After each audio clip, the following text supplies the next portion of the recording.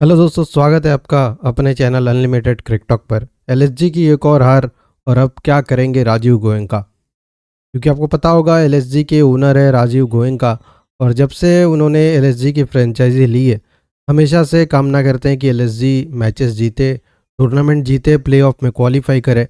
मगर उनके इस सपने को हर बार उनके प्लेयर्स, उनकी टीम चकनाचूर कर देती है। एक बार फिर एलएसजी की हार हुई है। तो सबसे पहले तो मैच का हाल बता देता हूँ। कल जो मैच हुआ है एलएसजी वर्सेस राजस्थान का, उसमें एलएसजी आखिरकार हारी कैसे और हार के कारण क्या थे, और आगे राजीव गोयनका करने क्या वाले हैं ऋषभ पंत को लेकर। क्योंकि ऋषभ पंत को जब वो 25 करोड़ 26 करोड़ में खरीदते हैं, कप्तानी देते हैं, तो एक बड़ी उम्मीद होती है, बड़ा एक्सपेक्टेशन होता है, और जब टीम ऐसा परफॉर्मेंस देती है सब कुछ ख़त्म हो जाता है। सबसे पहले मैच का अपडेट दे दूँ। कल राजस्थान वर्सेस एलएसजी का मैच हुआ। राजस्थान एलएसजी के मैच में टॉस जीता था राजस्थान की टीम ने और बैटिंग करने का फैसला किया। तभी थोड़ा सा शॉक हुए। शॉक इसलिए हुए क्योंकि एकाना स्टेडियम में ऐसा देखा गया है, चेस करने वाली टीम ज़्यादा मैचेस जीतती है, और उम्मीद सबको थी कि शायद राजस्थान भी टॉस जीतकर चेस ही करना पसंद करेगी। लेकिन राजस्थान ने सबसे अलग सोचा, और जब ग्रीन पिच पर मोहसिन खान, मोहम्मद शमी, प्रिंस यादव, मयंक यादव जैसे चार चार तेज गेंदबाज लखनऊ खिलाने का जो डिसीजन लिया था कल, बिल्कुल सही था। और शमी ने पहले ही ओवर और दूसरे ओवर में ही धराशायी करके रख दिया राजस्थान की टीम को। लगातार विकेट्स गिरते गए, 50-60 रन पे 5 विकेट्स गिर गए, और ऐसा लगा कि गलत डिसीजन किया है राजस्थान ने। और आज के मैच में एलएसजी को जो जीत की ज़रूरत है वो जीत मिलने वाली है। एलएसजी अपनी कान्हा स्टेडियम में आते ही बदल गई है, बहुत ज़बरदस्त गेंदबाजी कर रही है। लेकिन पहले 10 ओवर के खेल के बाद अगले 10 ओवर में मैच पलटा। राजस्थान ने वापसी की, जडेजा ने अपने एक्सपीरियंस का फ़ायदा दिखाया और 43 रनों की इनिंग्स खेली 29 गेंदों पर। बाकी हेटमायर ने 22 रन, पराग ने 20, डोनोवन फरेरा ने 20, और सबके कंट्रीब्यूशन मिला के 159 तक पहुंच गई राजस्थान की टीम। अब 159 सबको लगा कि ये स्कोर शायद कम है, मगर जितना मैंने देखा, पिच के हिसाब से मुझे लगा कि ये 159 180 के अराउंड है। और एलएसजी की बैटिंग जो पहले से स्ट्रगल कर रही थी, कल फिर से कोलैप्स कर गई। शुरू के 3 विकेट सिर्फ 10 रन पे ही गिर गए और पूरी तरह से मैच से बाहर हो गई एलएसजी की टीम।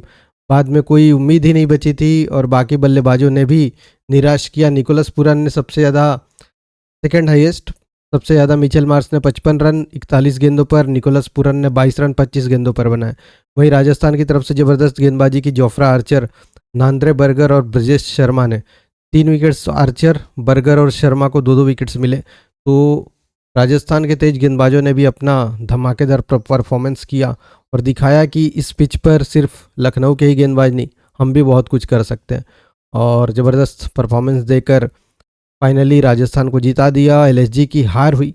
अब इस हार पर ऋषभ पंत के ऊपर गाज गिर सकती है। राजीव गोयनका को हमने देखा है केएल राहुल के ऊपर किस तरह से गाज गिराई थी और किस तरह से डांट फटकार लगाई थी, क्योंकि ये ऐसे फ्रेंचाइज है जो 1-2 मैचेस में भी अगर हार मिलती है तो कप्तान के ऊपर गुस्सा हो जाते हैं। और कल भी खबरें आ रही है कि कुछ हुआ है।